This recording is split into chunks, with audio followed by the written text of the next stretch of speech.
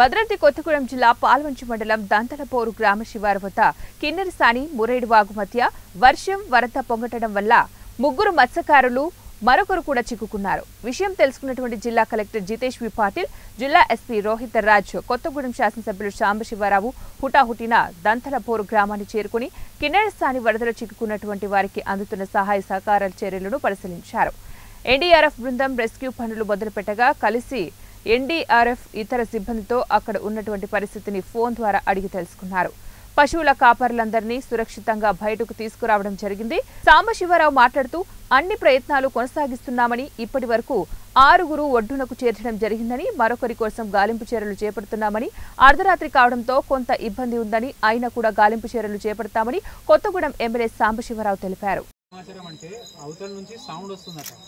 So అది అంటే అరుస్తే బరాబర్ అవతల నుంచి సౌండ్ రెస్పాన్స్ వస్తుంది. సో మనం అది అందరు మాట్లాడుతూ ఉంటే ఏం వినపడవద్దు మీకు. అవతల నుంచి సౌండ్ రావాలి. ఈ అల్లరి చేసే వాళ్ళకి ముందు ఖాళీ చేయండి అక్కడ నుంచి. తర్వాత ఎవరో ఒక్కరే స్పీకర్లో మాట్లాడితే మీకు తెలుస్తుంది ఆయన అవతల ఎక్కడ ఉన్నాడు. దాని బోట్కి ఏం చేయాలంటే ఇది వాగు ఫ్లోకి ఆపోజిట్గా కొంచెం యాంగిల్ పట్టుకొని స్టార్ట్ చేయాలి. సో దట్ అవతల చేరుతుంది బోట్.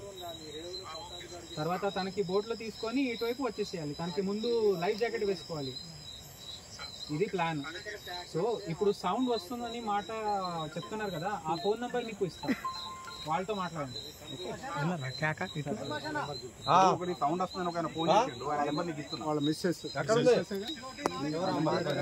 కురుస్తున్నటువంటి తీవ్రమైనటువంటి భారీ వర్షాలు వరద రూపం దాల్చి కొత్తగూడెం నియోజకవర్గంలోని కిన్నెరసాని ప్రాంతంలో ఇవాళ పెద్ద ప్రమాదం జరిగింది.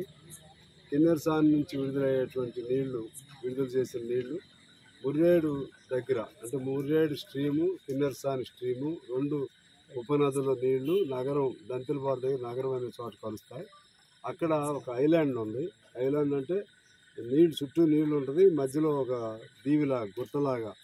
అక్కడ 7 మంది చేరారు. మామూలుగా జీవాలు